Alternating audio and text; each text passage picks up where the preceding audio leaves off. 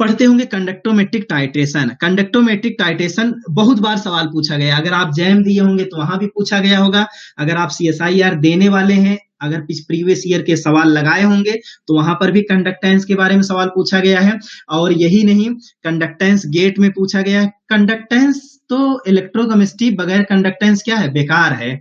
ठीक है, तो कंडक्टेंस तो जानना बहुत जरूरी है। तो कंडक्टोमेट्रिक टाइटेशन होता है। कंडक्टोमेट्रिक टाइटेशन, पहली बार टाइटेशन क्या होता है, जैसे मान लीजिए एक यहाँ पर ये लिखा गया है, during titration one ion replace by other ion which have different value of conductance. जैसे मान लीजिए मैं एक आपको बता रहा हूं कि स्ट्रांग एसिड और वीक स्ट्रांग बेस के बीच हम कंडक्टेंस पढ़ने जा रहे हैं, तो ये Cl है और ये NaOH है।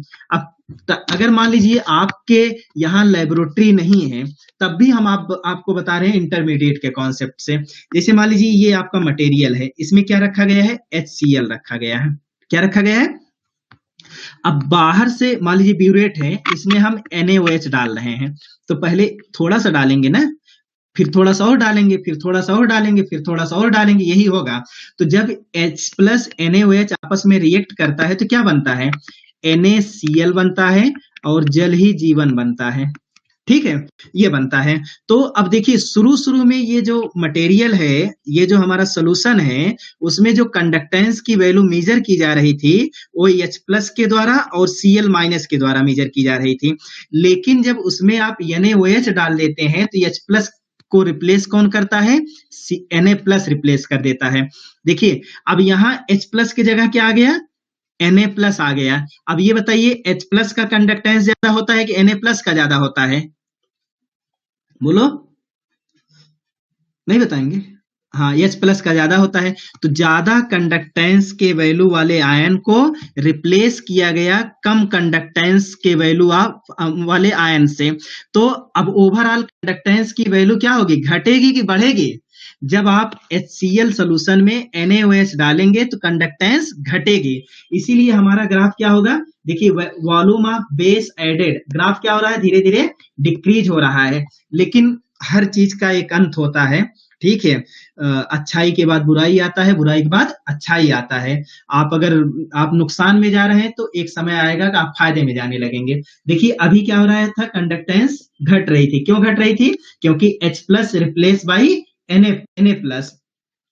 लेकिन जब HCl पूरी तरह से खत्म हो जाएगा, खत्म होने का मतलब NaOH, अब जैसे मान लीजिए ये 1 मोलर है ना, अब शुरू शुरू में ये 0.1 मोलर डाले, 0.2 मोलर डाले, 0.5 मोलर डाले, फिर 1 मोलर डाल दिए। जब 1 मोलर डालोगे तो ये 100% HCl खत्म हो जाएगा। अब अगर NaOH इससे ज्यादा तुम डालोगे तो जो NaCl है उसमें NaOH एक्स्ट्रा हो जाएगा। क्या हो जाएगा? तो पहले कंडक्टेंस Na प्लस और Cl माइनस की वजह से हो रहा था, जब NaOH इसमें एक्स्ट्रा डाल दिए तो Na प्लस से हो रहा है और OH माइनस से हो रहा है। तो यहाँ पर 2 एनायन है, एक Cl माइनस और दूसरा एनायन है OH माइनस। अब OH माइनस आते ही क्या हो जाएगा, ग्रॉथस मैकेनिज्म के हिसाब से कंडक्टेंस किसका ज्यादा होता है, OH माइनस का। तो OH माइनस का कंडक्टेंस ज्यादा होता है, तो HCl पूरी तरह से खत्म होने के बाद कंडक्टेंस की वैल्यू क्या होने लगती है, बढ़ने लगती है। मजा आ गया ना? तो देखिएगा, जब स्ट्रॉन्ग एसिड होगा और स्ट्रॉन्ग बेस होगा, तो स्ट्रॉन्ग एसिड और स्ट्रॉन्ग बेस के बीच जब टाइट्रेशन होगा तो एक बार कंडक्टेंस डिक्रीज होगा, फिर क्या होगा, इंक्रीज होगा। अब ध्यान से देखिए, ये ग्राफ किसके बीच था, कंडक्टेंस और स्ट्रॉन्ग बेस आप कितना ऐड कर रहे थे। लेकिन इसी ग्राफ को हम उल्टा कर दें, यानी वॉल्यूम ऑफ बेस इधर कर दें, कंडक्टेंस इधर कर दें, तो आप अगर देखिए ये इधर लेके जाएंगे, इधर लेके आएंगे, तो अब देखिए बेस के साइड क्या था, ये ऐसे बढ़ रहा था ना, ये ऐसे बढ़ रहा है और ऐसे घट रहा है, यानी ये केवल घुमा दिया गया है। दिसंबर दोबारा बता दीजिएगा, हम समझ नहीं पा रहे हैं, डिस दोबारा बता दीजिए क्यों हुआ, अच्छा डिक्रीज क्यों हुआ। ओके ओके ओके ओके, मतलब ये पूरी थ्योरी को एक बार आपको और बताना चाहिए ना। देखिए एक चीज आप समझ जाइए, फिर इसके बाद जादू की तरह है, मतलब कभी भी पूरे जीवन में, और इतना जान जाइए केवल CSIR आपका कॉन्सेप्ट नहीं होना चाहिए। CSIR के बाद हायर एजुकेशन है, GDC है, बहुत ढेर सारे ऐसे मतलब कि रिक्रूटमेंट के लिए एग्जाम है, वहां पर भी ये सब सवाल आते हैं, और जब सवाल आते हैं तो आपको सवाल का जवाब देना पड़ेगा, तभी आपका सिलेक्शन होगा। मैं ये कह रहा हूं, ध्यान से सुनिएगा अगर आपको नहीं समझ में आया, कि जैसे HCl है और NaOH है। GDC का मतलब होता है government degree college. Government degree college में अगर आप असिस्टेंट प्रोफेसर बनना चाहते हैं तो पब्लिक सर्विस कमीशन से उसकी वैकेंसी आती है, और उसका रिटन टेस्ट होता है। अगर आप रिटन टेस्ट क्वालिफाइड होते हैं, इंटरव्यू के लिए कॉल किया जाता है, और फिर इसके बाद आपका तिलक कर दिया जाता है। तिलक करने का मतलब ये हुआ आपको नौकरी दे दिया जाता है, अगर वहां पे सिलेक्ट होते हैं। देखिए ये एक जनरल रिएक्शन है, बचपन से आप पढ़ते चले आ रहे हैं ना। मैं ये कह रहा हूं कि जैसे मान लीजिए एक बीकर आपने लिया, उस बीकर में HCl है, क्या है, HCl है, और HCl कितना है, 1 मोलर है, ठीक है। तो अब इसमें ऐड क्या कर रहे हो बच्चों, NaOH ऐड कर रहे हो। NaOH जैसे मैंने कहा कि ये 1 मोलर है, तो शुरू में तो इकट्ठा डाल नहीं दोगे, शुरू में 0.1 मोलर डालोगे। तो 0.1 मोलर डालोगे तो H प्लस किससे रिप्लेस हो गया, Na प्लस से रिप्लेस हो गया, और जब Na प्लस से रिप्लेस हो जाएगा तो इस सोल्यूशन की जो कंडक्टेंस है वो अफेक्टेड हो जाएगी। H प्लस की कंडक्टेंस ज्यादा होती है, Na प्लस की कंडक्टेंस कम होती है। तो ज्यादा कंडक्टेंस वाला वाटर में कन्वर्ट हो गया, और कम कंडक्टेंस वाला फ्री हो गया। तो जब कम कंडक्टेंस वाला हो गया तो क्या होगा, कंडक्टेंस धीरे धीरे डिक्रीज हो जाता। कभी कभी नहीं होता, किसी ऑफिस में कोई ज्यादा वर्किंग आदमी है और जुगाड़ लगाकर कोई ऐसा, मतलब कि ऐसा आदमी घुस जाता है जो काम ज्यादा नहीं करता है, तो ऑफिस की इफिशियंसी क्या होती है, कम हो जाती है ना। वही सेम चीज हो रहा है। ऐसे कभी कभी किसी इंस्टीट्यूट में अच्छा टीचर है, अच्छे टीचर को हटाकर वहां पर एक मतलब ऐसे टीचर को ला दिया जाता है जिसको कंपेरेटिवली कम नॉलेज है या कम पढ़ाना जानता है, तो उस कोचिंग की या उस इंस्टीट्यूट की जो एफिशिएंसी होगी क्या होगी, घट जाएगी ना। वही चीज है कि पहले जो कंडक्टेंस हो रहा था H प्लस और Cl माइनस की वजह से हो रहा था, अब कंडक्टेंस किसकी वजह से होगा, Na प्लस और Cl माइनस की वजह से होगा। यहाँ पर एनायन सेम है, कैटायन डिफरेंट है। अब देखिए यहाँ पर क्या लिखा, during titration one ion replace by other ion विच है डिफरेंट वैल्यू ऑफ कंडक्टेंस। अब कंडक्टेंस की वैल्यू डिफरेंट है, पहले ज्यादा था बाद में कम हो गया, इसलिए कंडक्टेंस समय के साथ क्या होगा, घटता जाएगा, जैसे जैसे हम बेस मिलाते जाएंगे। लेकिन एक समय ऐसा आएगा जब ये 1 मोलर पूरी तरह से न्यूट्रलाइज हो जाएगा। जैसे 1 मोलर अगर NaOH डाल दोगे तो 100% न्यूट्रलाइज हो जाएगा। जब 100% न्यूट्रलाइज हो जाएगा, अब जैसे मान लीजिए अब और ज्यादा NaOH डाल दिए, और ज्यादा NaOH डालोगे, अब तो एसिड है नहीं ना रिएक्शन करने के लिए, तो ये साल्ट आपका सोल्यूशन में रहेगा, अब प्लस ये NaOH एक्स्ट्रा आ जाएगा। और जो एक्स्ट्रा आएगा उसमें Na प्लस है और OH माइनस है, और आप जानते हो Cl माइनस से ज्यादा कंडक्टेंस किसका होता है, OH माइनस का होता है। तो आफ्टर एंड पॉइंट कंडक्टेंस दोबारा क्या होने लगता है, बढ़ने लगता है। यही हमने बताया था आपको, समझ में आ गया ना, आ गया होगा अब समझ में। चलिए जैसे जैसे मैं फिर से, तो स्ट्रॉन्ग एसिड और स्ट्रॉन्ग बेस के बीच जब टाइटेशन किया जाएगा तो कंडक्टेंस और वॉल्यूम के बीच ग्राफ कुछ ऐसे बनेगा। लेकिन अगर हम ग्राफ के ये पोजीशन y एक्सिस पे अगर हम वॉल्यूम ऑफ बेस रखें और कंडक्टेंस को x एक्सिस पे रखें, तो यही ग्राफ, अब इसी को चेंज कर देंगे तो ये ग्राफ ऐसे हो जाएगा। ठीक है, कुछ अंतर नहीं है, बस एकदम सेम चीज है। आप जैसे मतलब कि अब इसको थोड़ा सा घुमा के पढ़िए, जब घुमा के पढ़ेंगे तो आप देखेंगे कि मतलब ये ग्राफ ऐसे बन जाएगा। ठीक है, चलिए अगर मान लीजिए अब दोबारा हम पढ़ने जा रहे हैं कि जो बीकर था वहां पर HCl ना होकर सिरका है। सिरका जानते हो ना, अंग्रेजी में बोलते हैं विनेगर, या फिर आप खाए भी होंगे, ये एसिटिक एसिड है। अब इसमें हम क्या ऐड कर रहे हैं, स्ट्रॉन्ग एसिड NaOH कर रहे हैं। अगर ऐसा करेंगे तो होगा क्या, ऐसा करेंगे तो इस सिस्टम में CH3COH है, और इसमें जब हम NaOH डालते हैं तो ये होता क्या है कि CH3CONA प्लस बनेगा और जल ही जीवन बनेगा। ठीक, तो अब ध्यान दीजिएगा, वॉल्यूम वाले मेरी एक पॉइंट पे दो वैल्यू कैसे, एक पॉइंट पे दो वैल्यू कैसे, वॉल्यूम वाले में एक पॉइंट पे दो वैल्यू कैसे, एक पॉइंट पे दो वैल्यू कहाँ आ रहे हैं? देखिए आप ये ग्राफ बनाइए, एक पॉइंट पे एक ही वैल्यू तो आएगा, ठीक है, हर एक पॉइंट पे अलग अलग वैल्यू। अच्छा, आपका कहने का मतलब ये है ना, क्यों, मैं समझ गया, ये वाला आप कह रहे हैं क्या, कि मतलब कि जैसे कि वॉल्यूम यहाँ पर एक वॉल्यूम ये है, एक वॉल्यूम ये है और ये कंडक्टेंस, अच्छा सेकंड, ऐसे करके, मतलब इस टाइप का ना, कि हाँ, अरे इसमें परेशान क्या हो रही हैं?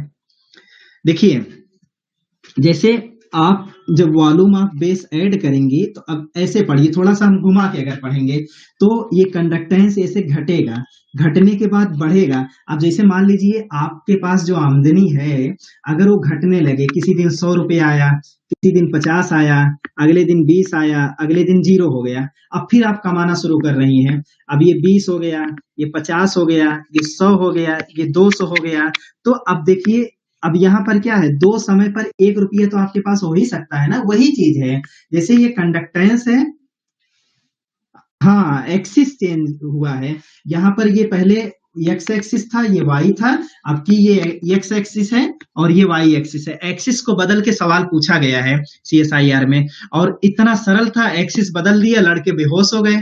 ठीक है, आपको नहीं बेहोश होना है ना, आपको सवाल करके आना है, नहीं तो हमारी बेइज्जती होगी। देखिए ओके ओके, देखिए अगर वीक एसिड और स्ट्रॉन्ग बेस के बीच अगर हम कंडक्टेंस का ग्राफ बनाएं, तो मैंने ये कहा कि आपकी बीकर में क्या लेना है आपको, मान लीजिए वो वीक एसिड क्या है, CH3 एसिटिक एसिड है, आपको ऐड क्या करना है, as a titrant NaOH add करना है। NaOH का नेचर क्या है, ये इसका नेचर है, ये स्ट्रॉन्ग बेस है, तो मैंने कहा कि ये आपका वीक एसिड है, इसमें हम जब स्ट्रॉन्ग बेस डालेंगे तो ये आपका साल्ट बनेगा। अच्छा, जितने भी साल्ट होते हैं वाटर में डालने पर वो 100% डिसोसिएट हो जाते हैं, इतना हमेशा याद रहे। जैसे ये वीक एसिड है, वाटर में डालने पर ये 100% नहीं डिसोसिएट होंगे। आप पढ़े होंगे कि वीक एसिड का डिसोसिएशन कांस्टेंट या इसका जो डिग्री ऑफ हाइड्रोलिसिस है या डिग्री ऑफ डिसोसिएशन होता है वो 1 से कम होता है, जबकि स्ट्रॉन्ग एसिड का क्या होता है, 1 से ज्यादा मतलब 1 होता है। लेकिन जितने भी साल्ट होते हैं ये स्ट्रॉन्ग इलेक्ट्रोलाइट होते हैं, इलेक्ट्रोलाइट वाटर में 100% आयोनाइज होते हैं। तो देखिए पहले यहाँ पर जो कंडक्टेंस की वैल्यू मेजर किया जा रहा था वो वीक एसिड से मेजर किया जा रहा था, और वीक एसिड में जानते हैं H+ जरूर है लेकिन ये डिसोसिएट ही नहीं है, जब डिसोसिएट नहीं होगा यानी फ्री आयन नहीं होंगे तो कंडक्टेंस की वैल्यू क्या होगी, कम होगी, कंडक्टेंस की वैल्यू क्या होगी, कम होगी। लेकिन जैसे जैसे समय आगे बढ़ा इसमें NaOH आते गए, NaOH आते गए, तो ये जो वीक एसिड है ये साल्ट में बदल गया, और जब साल्ट में बदल गया तो साल्ट 100% आयोनाइज होते हैं। ठीक है, 100% आयोनाइज होते हैं, इसका मतलब ये हुआ कि अब पहले इसकी कंडक्टेंस कम थी, कम क्यों थी, H+ है लेकिन ये डिसोसिएट नहीं है, फ्री नहीं है, इसलिए कंडक्टेंस क्या है, कम है। लेकिन NaOH डालने पर कंडक्टेंस ज्यादा हो जाता है, क्योंकि दोनों आयन क्या हो जाते हैं, सेपरेट हो जाते हैं, साल्ट बन जाता है, इसीलिए देखिए कंडक्टेंस बढ़ रहा है। ठीक है, अब कंडक्टेंस बढ़ रहा है, जब ये 100% खत्म हो जाएगा उसके बाद NaOH डालेंगे तो सोल्यूशन में जो कंडक्टेंस होगा वो Na+ और OH- की वजह से होगा, क्योंकि ये सोल्यूशन में एक्स्ट्रा हो जाएंगे ना। पहले जो कंडक्टेंस हो रहा था वो सोडियम प्लस की वजह से हो रहा था और एसिटेट आयन की वजह से हो रहा था, अब जो कंडक्टेंस होगा सोडियम प्लस और OH- आयन की वजह से होगा, तो कंडक्टेंस अब क्या होगा, पहले थोड़ा थोड़ा बढ़ रहा था अब बहुत ज्यादा बढ़ेगा, और उसका रीजन ये है कि ग्रॉथस मैकेनिज्म में आपने पढ़ा है कि जो OH- का कंडक्टेंस होता है वो एक्सपेरिमेंटली काफी ज्यादा होता है ना। ठीक है, तो आप इस बात को हमारे ख्याल से समझ गए हैं कि हमारा जो ग्राफ बनेगा, अभी हम आपको ट्रिक बता देंगे ग्राफ याद करने के, यहाँ तो हम समझा रहे हैं ना, बाद में ऐसा ट्रिक बताएंगे कभी नहीं भूलेगा। तो ग्राथस में मतलब कि जब वीक एसिड और स्ट्रॉन्ग बेस के बीच अगर हम ग्राफ बनाएंगे तो, sorry I was confused, okay ma'am, आप कंफ्यूज हैं, कोई बात नहीं, मैं फिर से बता रहा हूँ। अच्छा, और लोग भी जस्ट पेपर, देखिए अगर आप कंफ्यूज हैं, कंफ्यूज तो नहीं होना चाहिए, लेकिन आप हो रही हैं, तो मैं भी हुआ था पहली बार में। तो जैसे मान लीजिए पहले का मैसेज है, ओके ओके ओके, मतलब आपको समझ में आ रहा है ना। चलिए, तो मैंने कहा नहीं समझ में आ रहा है। अभी ये जो हमने बताया है वीक एसिड और स्ट्रॉन्ग बेस के बीच अगर हम टाइटेशन करेंगे, तो ये ग्राफ आपको समझ में आया कि नहीं आया, जल्दी से बताइए। आ रहा है, गुड। चलिए, तो मतलब कि कंडक्टेंस शुरू शुरू में थोड़ा थोड़ा इंक्रीज होगा, बाद में ज्यादा इंक्रीज हो जाएगा। अब हम एक तीसरे ग्राफ को अगर यही हम एक्सिस बदल दें, एक्सिस बदलने के बाद ग्राफ हमारा ऐसे हो जाएगा, पहले क्या होगा, ये ज्यादा होगा, बाद में ये थोड़ा सा होगा। ठीक है, पहले देखिए स्लोप ज्यादा है, बाद में स्लोप कम हो जाएगा, पहले यहाँ स्लोप कम था, बाद में स्लोप ज्यादा है। तो ये भी याद रखिएगा, एग्जाम देने से पहले कम से कम इस ग्राफ को याद करके जाइएगा। अगर वीक एसिड और वीक बेस के बीच अगर हम ग्राफ खींचे तो कैसे होगा, देखिए वीक एसिड और वीक, अब ये एसिटिक एसिड है, एसिटिक एसिड का डिसोसिएशन बहुत स्लो होता है, बहुत कम होता है। ये वीक बेस है, इसका भी डिसोसिएशन बहुत कम होता है, यानी ये भी 100% डिसोसिएट नहीं होता है, ये भी 100% नहीं डिसोसिएट होता है। तो जब पहले कंडक्टेंस था वो किसकी वजह से था, एसिटिक एसिड की वजह से था, इसीलिए कंडक्टेंस की वैल्यू काफी कम है। लेकिन जब हम NH4OH डालते हैं तो ये साल्ट में बदल जाता है। और अभी कुछ देर पहले बताए हैं कि साल्ट वाटर में 100% आयोनाइज होता है, यानी वीक एसिड भले ना आयोनाइज हो, लेकिन अगर साल्ट है तो 100% क्या होगा, आयोनाइज होगा। पहले फ्री आयन नहीं थे, बाद में फ्री आयन आने की वजह से कंडक्टेंस धीरे धीरे क्या होने लगता है, बढ़ने लगता है। लेकिन एक समय के बाद ये सीधी हो जाती है। ऐसा क्यों होता है, देखिए इस रिएक्शन को देखिए, जब ये 100% यूटिलाइज हो जाएगा तो ये आपका बन जाएगा, मतलब कि अमोनियम एसिटेट बन जाएगा। ये अमोनियम एसिटेट बन गया। अब अगर इसके बाद वीक एसिड डालेंगे तो वो वीक एसिड क्या होगा, इसमें ऐड होगा। ये वीक एसिड क्या होगा, अब पूरा मिक्सचर में ऐड होगा। तो जब ऐड होगा तो अब इसको हम कहते हैं बफर सोल्यूशन। आप याद करिए, ये बेसिक बफर सोल्यूशन है। बेसिक बफर सोल्यूशन में क्या होता है कि कोई भी वीक बेस हो और उसका साल्ट हो, तो उसको हम क्या कहते हैं, बफर सोल्यूशन। तो ये बफरिंग की वजह से ऐसा हो जाता है कि ये कांस्टेंट हो जाता है ना। तो कांस्टेंट, जैसे बफर सोल्यूशन में क्या होता है, उसका पीएच ज्यादा वेरी नहीं करता है, उसमें OH माइनस और H+ कंसंट्रेशन ज्यादा वेरी नहीं करता, इसलिए सीधी रेखा हो जाती है। अच्छा, जब एक्सिस बदल देंगे तो ये ऐसा हो जाएगा। और अभी हम आपको रिवाइज्ड के फॉर्म में बता रहे हैं, नेक्स्ट स्लाइड में थोड़ा सा रिवाइज भी हो जाएगा और आपको समझ में भी आएगा। देखिए हमने आपको कहा था, मैं आपको एक ट्रिक बताऊंगा। ट्रिक क्या है, जब स्ट्रॉन्ग एसिड और स्ट्रॉन्ग बेस करेंगे तो दोनों ऐसे पंख ऊपर फैले होंगे ना। ये किसके बीच है, स्ट्रॉन्ग एसिड और स्ट्रॉन्ग बेस के बीच है। जिसको आप वीक करेंगे वो पंख क्या हो जाएगा, नीचे हो जाएगा। जैसे हमने कहा कि ये स्ट्रॉन्ग एसिड है और ये स्ट्रॉन्ग बेस है। अब इसको आपने वीक कर दिया तो इसको आप ऐसे झुका दीजिए और ये ऐसा हो जाएगा। तो ये ग्राफ किसके लिए है, ये वीक एसिड और स्ट्रॉन्ग बेस के लिए है। और ये कंडक्टेंस हो गया, और ये क्या है, वॉल्यूम ऑफ बेस जो आप ऐड कर रहे हैं। ये कंडक्टेंस हो गया और ये बेस ऐड कर रहे हैं। अब जो ट्रिक यहाँ बताए वही ट्रिक यहाँ काम करेगा। अगर हम कह दें strong acid versus weak base है, तो ये स्ट्रॉन्ग एसिड हो जाएगा, और वर्सेज जब वीक बेस आएगा तो ये लाइन सीधी हो जाएगी। उसका रीजन है बफर सोल्यूशन बन जाता है। ठीक है, ये ट्रिक है। पंख पहले फैले हैं, जो कमजोर पड़ेगा उसका पंख नीचे कर देना। पहले वीक एसिड पड़ा तो नीचे कर दिए, तो ये ऊपर हो गया। अब की क्या है, बोलो भाई, अब की क्या हुआ कि अब की बेस कमजोर पड़ा है, तो बेस वाले में लाइन सीधा रखिएगा। सीधा इसलिए क्योंकि बफर सोल्यूशन बन जाता है। तो ये स्ट्रॉन्ग एसिड और वीक बेस के बीच ग्राफ है। अगर मान लीजिए दोनों कमजोर हैं तो दोनों पंख नीचे हो जाएंगे।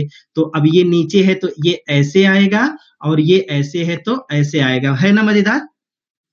अब ये पूरे जीवन में नहीं भूलेंगे। अगर आप टीचर बन जाएंगे तो आप वहां भी ऐसे पढ़ाइएगा। बस मेरा नाम ले लेंगे उस समय तो थोड़ा अच्छा लगेगा। ठीक है, चलिए, तो ये कॉन्सेप्ट आपको समझ में आया ना, ये नोट कर लीजिए, ये जुगाड़ टेक्नोलॉजी है, पिछले 8-10 सालों से मैं पढ़ा रहा हूँ ऐसे ही। और कोई भी लड़का मेरा आज तक, कोई मतलब लड़का मतलब स्टूडेंट आज तक गलत नहीं किए सवाल। आप भी गलत नहीं आज के बाद करिएगा ना। ये ऐसे हो जाता है, तो इसको हम एरेज करके हम आगे बढ़ रहे हैं, ठीक है। मैसेज कर लेंगे आपको, बिल्कुल कर लीजिएगा, आपका स्वागत है। चलिए देखिए, अब ये क्या है, मिक्सचर है। मिक्सचर कैसा है, यहाँ जो बीकर में पहले केवल एक एसिड लिए थे, अब 2 एसिड ले लिए, एक स्ट्रॉन्ग एसिड, दूसरा वीक एसिड। और किसके वर्सेज में कर रहे हैं, स्ट्रॉन्ग बेस। तो मैंने कहा कि जब 2 स्ट्रॉन्ग रहते हैं पंख फैले रहते हैं, वीक आ जाता है तो पंख थोड़ा सा झुक जाता है। कौन झुकेगा, अब देखिएगा, ये स्ट्रॉन्ग एसिड वाला हुआ, ये वीक एसिड वाला हुआ, और ये क्या हुआ, स्ट्रॉन्ग बेस वाला हुआ। अभी जो आपको कॉन्सेप्ट बताया उसी पर बना है। अब जैसे इसको अगर एक्सिस बदल देंगे तो हमारा ग्राफ ऐसे हो जाएगा। यहाँ क्या है, mixture of strong acid weak acid versus strong base. Strong acid weak acid तो दोनों हो गया। तो ये स्ट्रॉन्ग बेस नहीं है, ये वीक बेस है। थोड़ा सा गलती हो गया है लिखने में हमसे। ये कैसा है, वीक बेस है। तो अब देखिएगा, वीक बेस है, वीक एसिड है, तो दोनों पंख क्या होंगे, ये वीक एसिड है, ये वीक बेस है, एक स्ट्रॉन्ग एसिड है, तो मतलब ये ग्राफ ऐसे आएगा ना। तो पंख कॉन्सेप्ट के हिसाब से कंडक्टोमेट्रिक का टाइटेशन यहाँ पे खत्म होता है। चलिए, conductometric titration of strong acid with a strong alkali shows linear fall of conductance up to neutralization। अरे बाप रे, कितना अच्छा से बताए थे ना। मान लीजिए वो स्ट्रॉन्ग एसिड क्या है, HCl है, और जो स्ट्रॉन्ग बेस है मान लीजिए ये MOH, जैसे KOH है, NOH है, ऐसे कुछ है। ये कह रहा है कि ये स्मूथली ऐसे डिक्रीज होता है। क्यों डिक्रीज होता है आप बताओ, हमको शर्म आ रही बताने में। अरे भैया, मैं इतना अच्छा पढ़ाया हूं तब वो नहीं बता रहे हो।